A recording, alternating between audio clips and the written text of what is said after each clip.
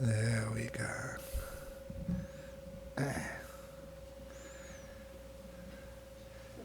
So, those outside who want to come in, those inside who want to go out, you are most welcome to get yourself ready for this evening's talk about something or other.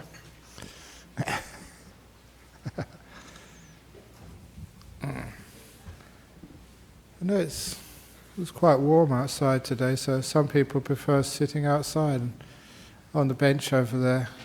It's good air and it's not too cold this evening. And there's plenty of places in the front. These are the best seats in the house. If there was a concert by Beyonce, they'd be as close as they possibly can. If there was a concert by Beyonce, she wouldn't be here yet, apparently. She's always a couple of hours late, at least, on principle. Very good. Okay. Again, as usual, just these talks, you don't plan, you don't write them out, you don't just expect what you're going to even say. You start somewhere and see where the talk goes, which makes it very interesting. And of course, usually it's affected by what has happened to me or what I've come across in the last few days. And I just already told you that I've just returned from a teaching tour in Hong Kong and just messing about with teaching in all sorts of places. And there was a few people who I met over there. They were very strong supporters of the Buddhist group. You see them over in the Maylands Temple. And actually, I think it's actually next weekend, they're having their big Buddhist birthday celebration in centre of town, Fo Kwang Shan. And they were telling me that their teacher, very famous in Taiwan, was trying to make Buddhism more relevant to ordinary people, to try and take these teachings out of your heads into your hearts, so they're not just theories but things which actually work in your daily life. And they call that Humanistic Buddhism, making it down to earth as humans. And they got a very good point there, because too often, when you come across a great teaching like Buddhism, it becomes so intellectual, so hard to understand. And unfortunately, that many people, they keep on saying that if they understand it, it can't be profound. But if it's something you can't understand at all, it sounds good, but it's total gobbledygook, you go outside and said, wow, that was deep. But first of all, even the deepest teachings, the one which has the most meaning, you should be able to explain it in a way which everyone can understand. So if anything which is said by the monks and nuns here is simple to understand, never assume that it's not profound. And I recall one of my favorite quotes from the great German quantum physicist Werner Heisenberg. And I like this quote because something like quantum physics has got the reputation of being so profound and so deep that many people, even Albert Einstein, didn't really understand it. So what hope is there for us? But this guy Heisenberg, who was one of the leaders in that field, he was quoted as saying that if you know what you're talking about, if you have a deep understanding of the subject, then you will be able to explain it to the person serving you beer in the pub. In other words, the level of your understanding is equivalent to your ability to transfer that understanding to others. So just because it's intelligible, that you can understand it, does not mean it's not profound. That's why bringing it down to people's levels is the art of understanding it for yourself so you could teach it to others. But, yeah, I've been doing that, we've been doing that in this temple for many, many years, which is one of the reasons why there's so many people listen on YouTube. But I wanted to take it another step, from intellectual Buddhism to humanistic Buddhism, and to take it to the next step of Humoristic Buddhism, which makes it the next step closer to people's hearts, because life is funny, it's joyful. People do all sorts of stupid things in life, and if you don't make a mistake and don't do something stupid, do something stupid on purpose this weekend. Because that is the reality of human beings. So I like to make it humoristic Buddhism, bringing in that fun and joy into a part where people take it far too serious. Serious? So many people think that, because I was giving talks on one of the last talks I gave was talking on the subject of dementia. And now that is serious stuff. And my own mother passed away with dementia, 3 years. She didn't even know who I was. I thought when I went to visit her, in England, there's not many people look like me. Surely I'm a dead giveaway. I'm your son. Look at me, bald head, brown robe. But she still didn't remember me.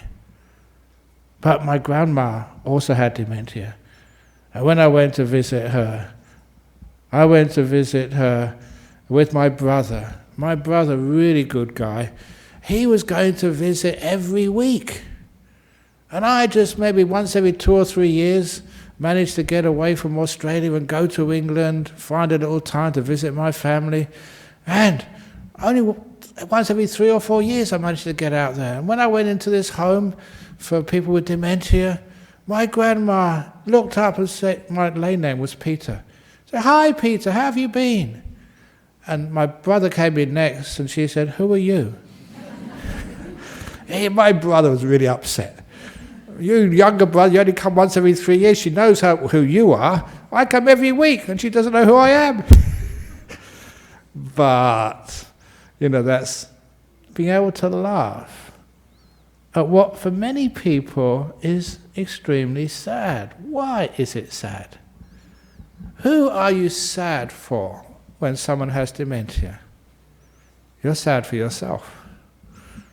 You don't like it.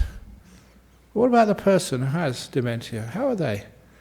My mum was actually quite happy. Imagine, no worries, no anxieties, no fears for the future, because she couldn't think that far.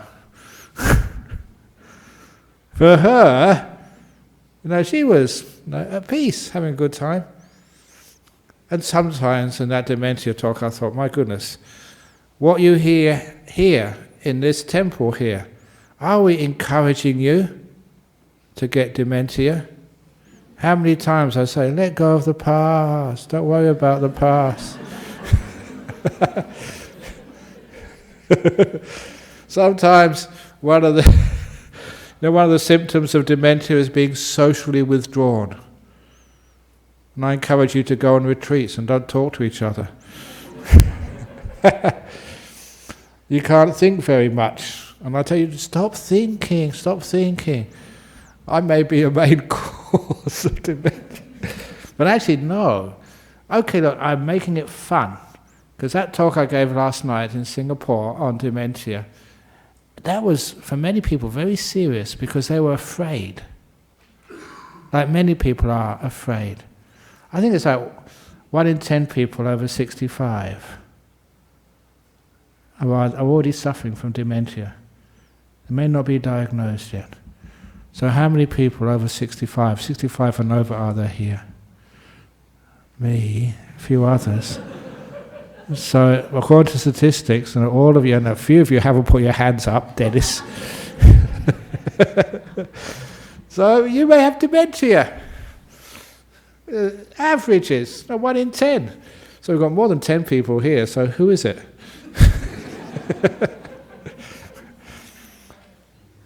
Now, one of the reasons why we have the Humoristic Buddhism is because when you do laugh, even, straight away that gives you a positive mind. It takes away the fear, the weight, the anxieties. Just a bit of laughter is an incredibly positive attitude. So when I talk like that, I am actually stopping dementia, engaging you in this world, seeing the past as something you can laugh at rather you get negative about, which is all my happy memories. Those are the memories of fun, joy, laughter. Honestly, the only people who don't laugh, the only two types of people I've seen who don't laugh are terrorists and dead people.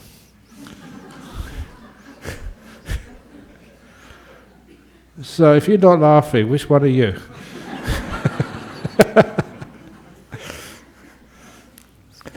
Even so, you give it like a serious talk like that on dementia, and I was a bit concerned how far I could go, with actually just making people laugh at something for most people is so terrifying, and they say it's so sad to see someone who was in full control of their faculties, could come and go, and they knew where they lived. But I always tend to see the positive in anything. That's my training as a Buddhist monk, not seeing the negative.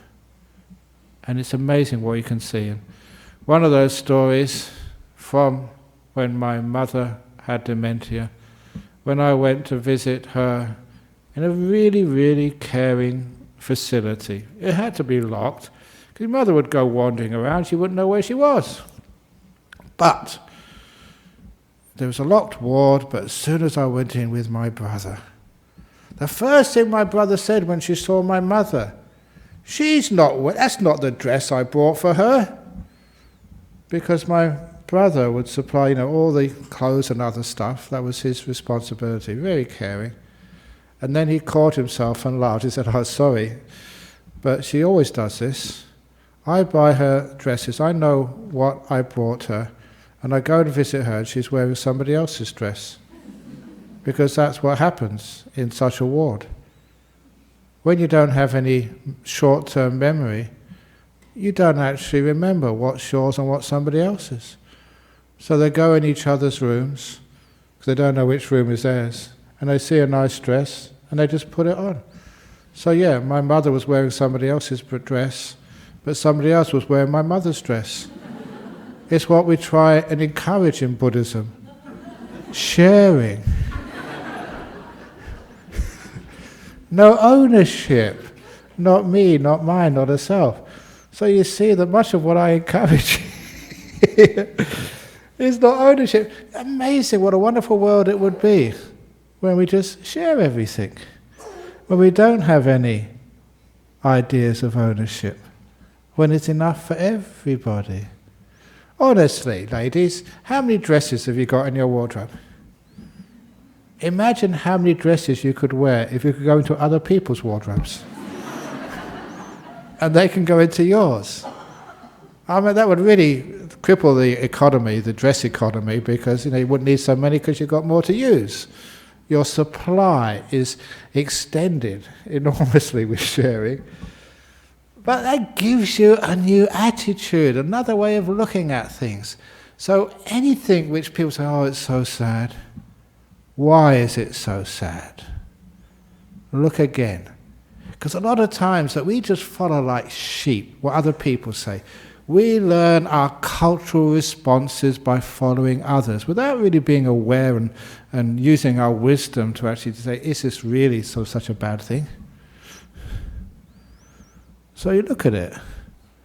Of course, there are some people who do sort of suffer with dementia. But many people it was one of the things which I mentioned last night, and which there was a head of one of a doctor who specialises in that area, and also in palliative care. He said, yeah, that's so true. In his experience, and my experience as well. If you are an easygoing person, a kind person, a selfless person, who's really positive in your main part of your life, if dementia does hit, you cannot think or remember as well as you did before. Your intellectual capabilities are decreased, and your ability to articulate, to speak, is decreased. But those underlying emotions, they carry through. My mother was pretty easygoing. She was a very easy patient to look after, simply because, she wasn't into complaining. She was, this is good enough, yeah, it's okay. And because those characteristics, if you like, those character traits had been developed in the major part of her life, she didn't remember who was who and what to say, but the deeper part of her brain remembered just how to behave.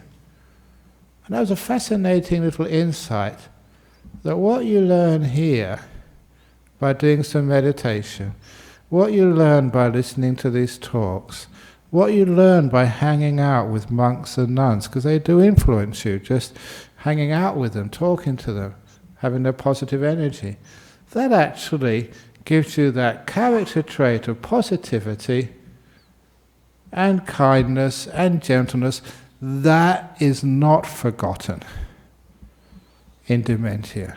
That continues on. If you're a cranky old boss now, if you get dementia, you'll be such a pain in the arse to look after. A difficult patient.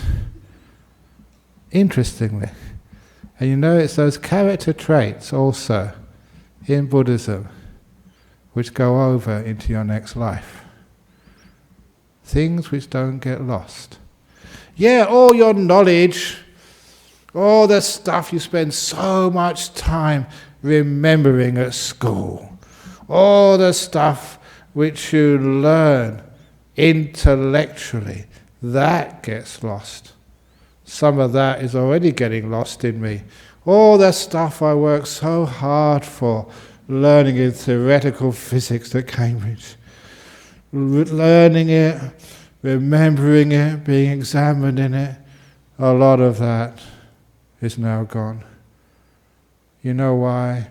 It's like every now and again the computer says, you got too much rubbish on your computer which slows down the processing of your emails.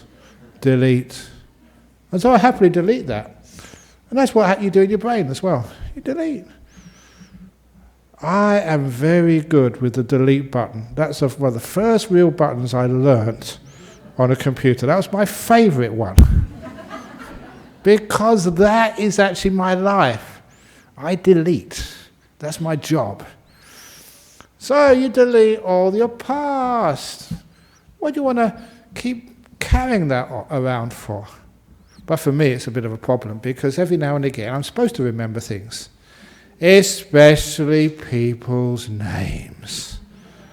And that is just one of the big bummers of being a monk, is that a lot of times, it's absolutely crazy, it's really illogical. You go to Hong Kong and someone comes up, I saw you here, I saw you at a talk 5 years ago. Do you remember me? 5 years ago. There's 1,000 talks have happened since then, and there was a couple of hundred people, 600 people at the talk last time. Of course I don't remember you. And they get really offended. It's really nasty when you don't remember people. So of course you know my trick now. When somebody comes up and they say, do you remember me? And I can't lie. And so I say, you're the person whose name I keep forgetting. It's a nice way out of a very difficult situation. Then I don't get offended. But I'm still telling the truth. But the most important thing is I've learned how to not have anxiety or fear for the future. Again, just like dementia people, that's why you can have fun in really difficult situations. Telling jokes at funerals. And started that off 25 years ago, 30 years ago, when my predecessor, Ajahn Brahm, at that time he took all the best gigs and I took the leftovers. Now I do. Now I take all the best gigs and I give the other monks the second class gigs. No, pretty fair. But I was a funeral monk. I love telling funeral stories. It's so funny. People think it's so sad at a funeral, but it's not. In this one case, I was doing a funeral over in Subiaco, in Rockaby Road. There was a funeral parlour down the bottom of Rockaby Road, and it was one of the. Yes, right. It was a Chinese young man. One of his parents died, and they asked me, "Please, can you come and do the funeral for us?" It's Buddhist, and so I went there, and people were very sad. Someone in their family had died, and I had to, be the MC and do the chanting and doing everything. And as I went up to do the to welcome everybody, I said, "We're here to do the Buddhist funeral rites for the mother of my disciple here who passed away tragically, and it's a great loss. We're going to do it in a positive way." And as I was starting off my opening speech, this elderly woman in the front stood up and interrupted me. She said, "It's not me who's dead, my husband. He's the guy who died." I had a 50-50 chance and I blew it. I got it wrong. I knew it was one of the parents. It wasn't actually clear which one it was. That was one of the best funerals I did. It was so much fun. You couldn't take it serious after that. So even putting humour into a funeral, what actually that does is people see it in a different way. Instead of seeing it sad, depressing, oh my goodness, do you want people to cry and feel sad and depressed when you die? At your funeral? What type of funeral do you want? I remember this guy, I mentioned him, I was in Hong Kong. I forget who his name was now, but he had a really good idea. Do things different. Don't always be like a sheep doing what other people do. And he had good reason for this. He was terminal, he was going to die soon. But he thought, why is it that you have to have your funeral after you die? He said, no, I'm going to pay for it, so I'm going to do my funeral before I die. What a great idea. Get it out of the way. And at funerals, people always say there's amazing, wonderful things about you. They never say it about you when you're alive. There's one of those jokes I read a long time ago. The wife, the widow, was at the funeral of her husband and with her kids, and the priest was actually at the front there, just like priests usually say. It's very sad, but this was a wonderful guy, a loving husband, a great, loving, caring father. And the wife told one of her sons, said, "Can you go up to the top there, make sure that's your father actually in the coffin?" Because it doesn't sound like him.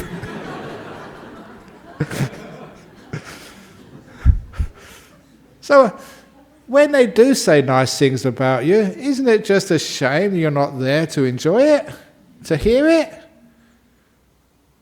So when they say these amazing things which you never really expect when you're alive, he said, no, I am going to have my funeral before I die so I can hear all the wonderful things people say about me.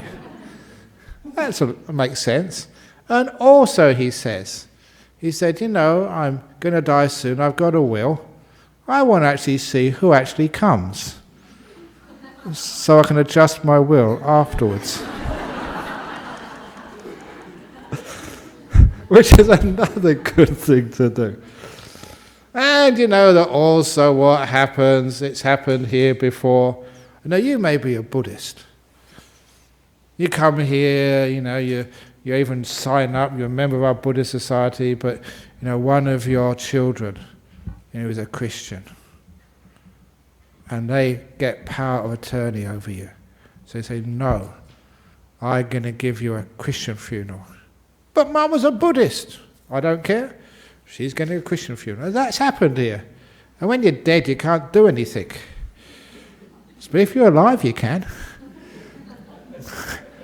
So if you have your funeral before you die, then you can make sure you still got power of attorney because you're still alive. So you can decide what type of funeral you want. So there's many advantages that way. And so there can be a lot of happiness at a service like that. Because that's how many people want to be remembered by. So you're actually changing people's perceptions, making it humoristic, but also quite deep. You all know, I keep telling this, but it fits in on this particular part. Funeral services should be like concerts. Concerts always have an ending.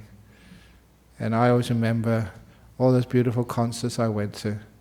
I never cried after a great concert, even though I knew it was ending. I wouldn't hear that great music again. I felt inspired, even though it ended. Why do endings always have to be felt with grief, that it's over? Grief is a culturally added response to endings. To me, an ending is like the ending of a day here in Western Australia. The beautiful sunsets over the Indian Ocean. Best time of the day, they're gorgeous.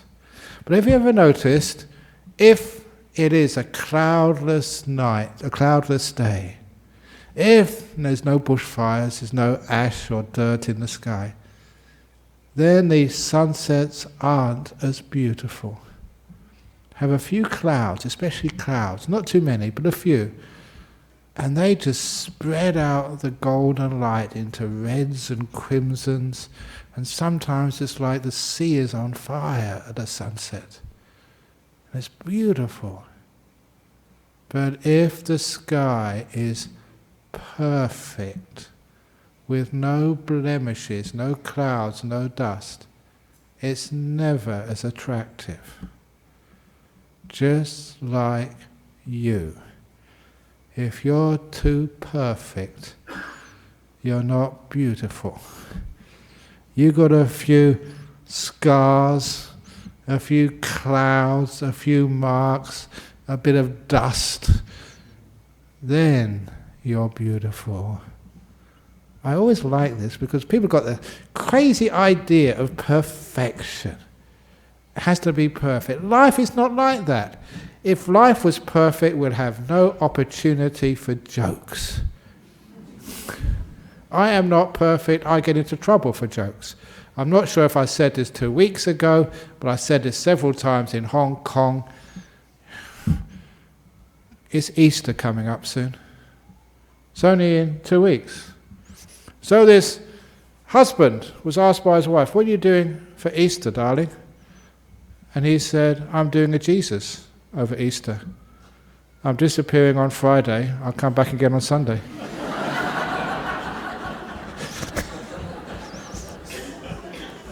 And his wife, not to be outdone, "Okay, if you're doing a Jesus, I'm going to do a Mary. When you come back on Monday, I'll be pregnant and you would not have touched me."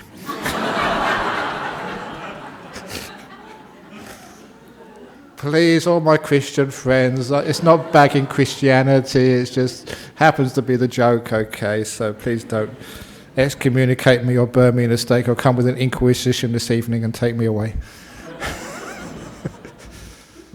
But isn't it wonderful we can put humour into something which for many people was serious? And if it's serious, where is the love and the kind? Have you ever known how close love and laugh is actually as words? I don't know the etymology, but it should be very close together. Laugh, love, live, so close together. They sound close together. And so they should be. If you're not laughing, you're not living. And look, you guys in relationships, you women in relationships, when there's no laughter in your marriage, the love is going as well. Laughing, loving, living. But when there is no laughter, there's usually shouting. I don't know if I told this last time, I forget now. I know, when you actually hear talks about dementia, you take it in. You empathise so much, you become a little bit demented. So anyway, that was I probably did 2 weeks ago, about why is it that people shout at each other. There's the old story that in the first year of marriage, the wife listens to the husband. In the second year of marriage, the husband listens to the wife. In the third year of marriage, the neighbours listen to both of you. Why are you laughing? Because there's some truth in it, isn't there? But why is it we have to argue so loud the neighbours can hear us? And that is, another monk told me this story, a very wise little saying, is because when you are far apart, emotionally, of course you have to shout to be listened to. Just like if you're standing at the other side of this temple, you have to shout to be heard, because you're distant from one another. But when you're close to one another, when you really have a really good relationship, you really have some love there, you don't need to shout, just sweet little whispers. I love you, darling. You're really great. You never have to shout, I love you, darling! You're the most wonderful guy in the whole world! No one ever shouts that, do they? Those people say, oh, you're so wonderful, you're so lovely. So psychologically, you're actually believing you're distant. That's why you need to shout. So when you're close together, you don't need to shout. So love, living, laughing together. And I see that sometimes. Sometimes people get very upset at me. They get upset at anybody. Even people got upset at the Buddha and tried to assassinate him. So we know we all have our enemies. And sometimes I try to break the ice by telling a joke. And I remember visiting one monk. He didn't like me because I did the bhikkhuni ordination. I told him a joke and he just stood there. Like a robot. Robots don't laugh. It's not actually, they don't know the software, the program for laughter. Because laughter is a bit idiotic. And so you have to have artificial stupidity programmed into a computer, not artificial intelligence, to be able to laugh. Only human beings can do that. But he was so upset at me, he just couldn't laugh at all. You have to have that love, that connection. And also to be able to laugh at life. You have to love life to laugh at it. That's why a little bit of laughter, it's not just the best medicine for your body, emotional medicine is great. Which is one of the reasons, one of the deepest meditation teachings I was ever given. People come here to meditate, they want to learn meditation, and some people drive me crazy. They want to do the real meditation. None of this opening the door of your heart. I'm going to sit down here. None of these namby-pamby cushions. No chairs. We're going to sit down. Real tough, like US Marines boot camp meditation retreats. Sit down and don't move. And the master comes with a big stick, and if you move slightly, whack on your back. Out of compassion, of course. I can't understand how that's compassion. That's just the excuse. And they think that is a really good teaching. That doesn't work. I've been teaching meditation 50 years almost now. Actually, when I was 21 I first, no, not 50 years, 45 years, 46 years or something like that. Anyway, a long time. So I know what I'm talking about, and I'm well respected as a teacher, got loads of disciples. It works, this method. And one of the best teachings I got as a young student, the best meditation teaching ever, was my teacher at that time told me I wasn't smiling enough. Wasn't happy. My posture, not the way I folded my legs, not whether my back was straight, not where I put my hands, but how I put my mouth. Wasn't smiling enough. So I had to do some remedial training. My teacher said, when you first get up in the morning, what do? Go to the toilet. Is that what you do as well? Of course, you've been in bed for such an hour, you've got to let go.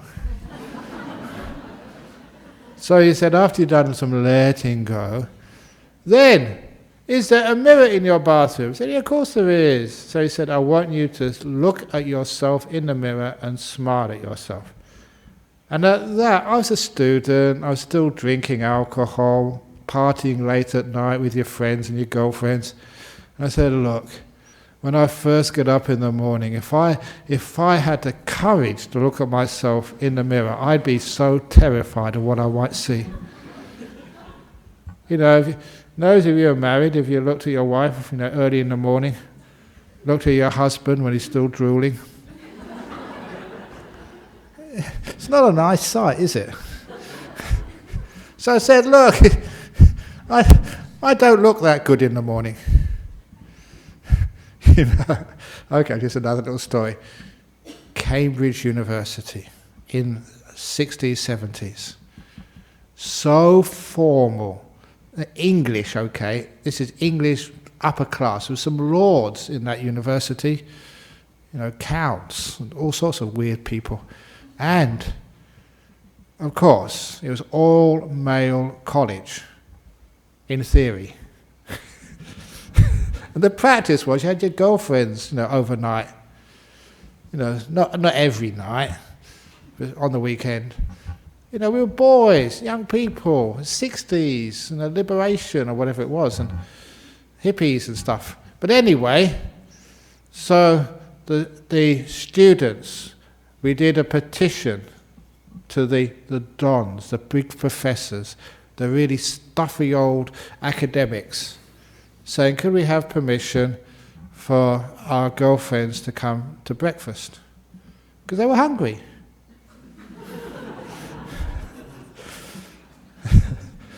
We didn't say permission for they could sleep overnight, because that was pushing things too far. But they all knew, why do you have to have your girlfriends for breakfast if they weren't overnight? So we put that in. And the response came from the committee of dons, the professors, to say, we considered your request, but we decided to reject it on the grounds that gentlemen do not appear their best in the early morning. And they were calling me a gentleman. Come on. But that was so English. You don't appear your best in the morning, so ladies should not come into the breakfast room. But there's some truth behind that. If I looked in the mirror, I didn't appear my best. So I said, I cannot do that. And he said, do it. And he said, if you can't manage a natural smile, this is where I got my teaching. He said, put your two fingers on either side of the mouth, looking in the mirror and push up. This is Humoristic Buddhism, the heart of it. You may think that's stupid, that that's a joke. That was one of the most powerful therapies I ever had. And I followed that for 2 years. I don't think I missed a morning. It became part of my routine. Go to the toilet, wash your hands, look in the mirror. This stupid young student, early in the morning, tired, maybe a bit of a hangover sometimes. I admit that, it took me a while to give up alcohol. And you had to use your fingers, because what I saw was not pleasant. pushed up, and I saw this really ridiculous, stupid young man making a face in the mirror. And the result of that was I laughed. And the guy in the mirror laughed. And I don't know if people probably thought I'd been taking drugs, I was still on the alcohol early in the morning, hadn't gone to bed yet. How can you laugh like that? Every morning I did that for 2 years, laughing at myself in the mirror. The therapeutical value of that is enormous. Starting the day off with a really positive mind, laughing and getting the body awake, that's much better than having a cup of coffee in the morning. Have a laugh at yourself in the morning. You go out no matter what happened the night before, positive mind, ready to start the day with a very open heart. Because laughter opens up your heart. That's why I gave quite a couple of talks, I don't know why these days, but in the hospitals over in Hong Kong, and even in the health authority, the bosses of the medical authority in Hong Kong, and Queen Mary Hospital, it's quite a few places. Anyway, no, not Queen Mary. Yeah, it was Queen Mary. I was at Prince Charles Hospital. Well, one of those royalty. They're all the same anyway. I don't know why they always name hospitals after royalty or after saints. Why can't they, name it after, I don't know, drug addicts? Because they supply most of the patients. Or anyway, in this hospital, it's interesting. You can actually go there. Who actually deserves the name of hospital? Why does it always be saints? They died a long time ago. They didn't survive. They're not healthy anymore. But anyway, where was I going on this? Yeah, it was really quite hard for them to get like a Buddhist monk into these hospitals to give talks, because they say, no, if we have a Buddhist, we have to have an Anglican and a Catholic and a Muslim and a Taoist, and for being fair. And so I told them, I said, no, don't introduce me as Buddhist monk, Ajahn Brahm. Call me Dr. Brahm. The heart surgeon. He said, you're not a heart surgeon. Yes, I am. I open the door of people's hearts. So that qualifies me as being a heart surgeon. In fact, I did write a best-selling book on heart surgery, Opening the Door of Your Heart. Unlike other heart surgeons who close up the heart after they've done the operation, I always leave your heart open after you've done surgery. So I qualify as a heart surgeon. And I even mentioned, somebody, a disciple, a friend over in Adelaide told me this. They went into the big bookshop looking for my book to buy it. And they were looking and looking, and they couldn't find it, in the spiritual section. This is an old joke, but this is a great one. About the person who went to look for one of my books and said they thought it'd be in the self-help section. So they went up to the counter of the bookshop and they say, where is the section on self-help books? And the person behind the counter said, if I told you, it would defeat the purpose.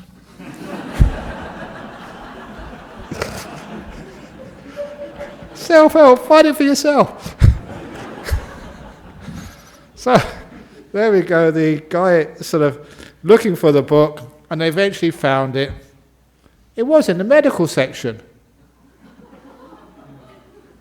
So somebody saw it, opened the door of the heart, and they thought it was heart surgery, so they bunged it in the medical section.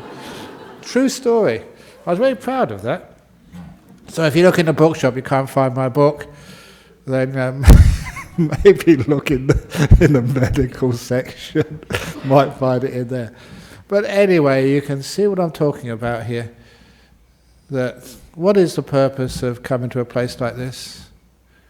You're getting some information, but information which works, which lessens suffering in your life, which makes you see things in a different way, which looks at anxiety, which looks at fear, which looks at the places where fear lives, in places like funerals, in dementia, if you're anxious at having cancer.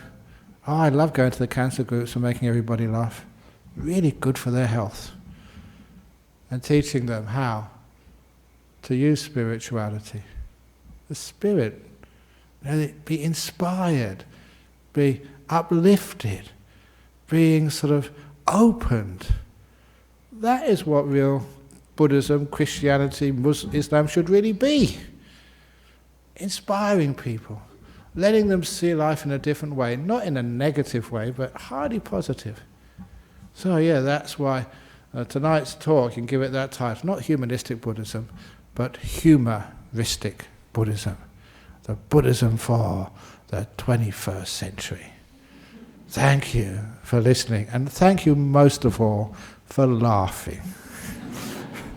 Sadhu, sadhu, sadhu. Okay, so we got any questions from overseas or any complaints? Probably from the Pope about that joke about Easter. I'm doing a Jesus, the wife is doing a Mary. Anyway, see what questions we have here this evening. Okie dokie, here we go. The first question. Oh, they didn't actually say from USA, and something. Tim. How can one change the character trait that one carries from life to life? Easy. Listen to these YouTube talks. People often come up to me and, so many times, just even in the aircraft, in the lounges, just walking down the street, even was it last October, I was in London. No, not London, actually Brighton. Somebody invited me to the seaside town of Brighton in England. And after lunch, just walking for exercise, it's a very beautiful day, just on the seafront. And a couple of people came across and they said, "You Ajahn Brahm, you're supposed to be in Perth. We were going to tune in this evening for YouTube. What are you doing here?" And I said, "Well, we've got to be somewhere. I just happened to be here to sit today." But anyway, they said that they, like many people, they watched these YouTubes and changed their life. And I said, "For the better or for the worse?" They say, "For the better, thank goodness for that." So these talks actually do change your life. Hanging out with positive people changes your life. Meditating changes your life. You're changing your character traits. That's how you change them. Yeah, you carry something from your past life to this life, but during this life, this is where you can refine them. That's what this life is all about, to learn, to refine, to open your heart. From the USA, first of all, how can we introduce laughter and humour into conversation with loved ones without being misunderstood as being insensitive to their losses? Well, sometimes that's a tough one, but if you can get a couple of people on side to laugh as well, so you outnumber those people in the family who are insensitive, then they can't resist it after a while. Because laughter is very hard to resist. Once people start, nearly everybody joins in. And sometimes people start laughing and they don't even know what the joke is. Honestly, this happens to me. Because sometimes when you go overseas, like to Hong Kong, I speak very fast, because English is the second language. And everybody laughs when I tell the joke. And then they say, "Actually, no, I didn't understand it." They still laugh anyway. You can't resist it, even if you don't understand it. So sometimes you get a few people, professional laughers, with your family, and then sometimes the humour gets infectious. And of course, once one person sees how pleasant and useful, and how it is an answer, a very deep answer. It's not superficial. It's much deeper than that. Just because you understand it doesn't mean it's profound. Laughter is incredibly profound. And that's why many of the people, the greatest comedians, are very, very intelligent, very sharp. So, being insensitive, obviously you've got to find time and place, but a lot of times you can just introduce it with a few friends and then people really get it. Next question, how can you meditate when you're imperfect? For example, I feel when I'm healthy in body and mind I can sit effectively, but when the opposite is the case, I fail. You meditate because you're imperfect. If you were perfect, you don't need to meditate. You're happy, you're peaceful, you're perfect. But, told this again, I've seen this, I saw this here in Perth. You also get much more wisdom from T-shirts than you ever get in books. You know, somebody should write a book, The Wisdom from T-shirts. Because one of my favourite T-shirts, which I saw here in Perth, started out the first line, nobody is perfect. You know that's the truth, isn't it? Nobody is perfect. And the second line of the T-shirt was, I am a nobody. And the third line was the logic. Therefore, I'm perfect. Nobody is perfect. I am a nobody. Therefore, I'm perfect. So stop trying to be a somebody, because then you can't say that you're perfect anymore. That's great logic. I like that. So, if you are not healthy in body and mind, the healthy in body you can't do much about. Sickness, weakness. So you don't sit meditation, you lie in a bed and meditate. And you can't control your mind. When somebody asked me this a long time ago, they said, well, I can't sit down. So, well, lay down. Well, I can't follow my breath. That is not meditation, following your breath. I asked them, can you make peace in this moment? Can you make peace with your body and your stupid mind instead of fighting a war with it? I said, yeah, I can make peace. Can you be kind? You can always care. Kindness, you can't always cure things, you can't change things, you can't change other people, but you can always care for them. Kindness is a choice which is always available to you. And can you be gentle? And they said yes to those three questions. That is the heart of meditation. It's not what you are aware of, it's how you respond to whatever you're aware of. Do you respond with trying to change it, trying to get somewhere, trying to be different than who you are, trying to get rid of your stupid mind, trying to get rid of your sleepiness? If you think that's meditation, you're going to suffer. If you learn how to make peace with whatever you have right now, you know, quite honestly, that when I started meditating this evening, I was exhausted. I had a really long day travelling overseas, coming back, 2:45 this afternoon. Really tired, and after a busy time, I don't go Hong Kong for holiday. I really work hard, and I'm old as well. So, I've got good excuse to be tired. But I made peace with my tiredness. I was kind to it, beautiful kindness, and so gentle. Had a wonderful meditation. So, if you can make peace, if you can be kind, if you can be gentle, that is called meditation. It's not what you're aware of, it's whether you can make peace with it, whether you can be kind to it, whether you are gentle. And for those Buddhists who know their scriptures, that is a second factor of the Noble Eightfold Path. To me, probably the most important. Samma Sankappa.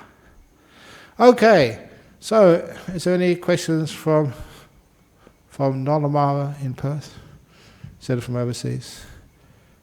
If there's not, how to deal with anxiety? Laugh at it. Anxiety. I told this to someone a few weeks ago, that somebody, they'd come here and they hadn't had much anxiety, they managed to sort of overcome it, and then they had a big attack of anxiety. How can we deal with that? I said, whenever you're anxious, you say, anxiety, thank you for coming to visit me again. I've missed you. For a couple of months, I haven't been anxious at all. Where have you been? I've missed you. You make peace with anxiety. You're kind to it. You're gentle. You don't try and get rid of it. You open the door of your heart to it. Seems to be counterintuitive, but it works. You're not being anxious or being anxious. You're letting it be. Where it comes from, I don't know, but it's come. Here it is. Calm anxiety. I'm going to be anxious. Somebody asked me a similar question, how do you get rid of anger? And I remembered one of Ajahn Brahm's methods. He said, next time you're angry, the same will work with anxiety. Sit down, put a clock like this in front of you, check the time, and see how long you'll be angry for. See if you can beat your record. Put it down there. Okay, 8:57, I'm going to get really angry now. See how much... Because when you externalize it, it's not you don't get sucked into it. Somehow you can separate yourself from it to see how long I'm going to be angry for. See how long anxiety lasts. You're separating yourself from it. You're standing back to see it's just the nature of the mind, sometimes be anxious, but also you're remembering this too will pass, because you've got a clock, you know it passes. So that really weakens the grip of anxiety over you. A couple of very easy methods. Okie dokie, so thank you for reminding me of that. That was supposed to be the subject of the talk, but I just got into all sorts of other silly stuff, but I hope you enjoyed it. Anyway, now we can pay respects to Buddha Dhamma Sangha, and then we can go and do what we need to do. You obviously haven't got any questions, so I don't expect anybody to be lined up afterwards asking questions. Never happens.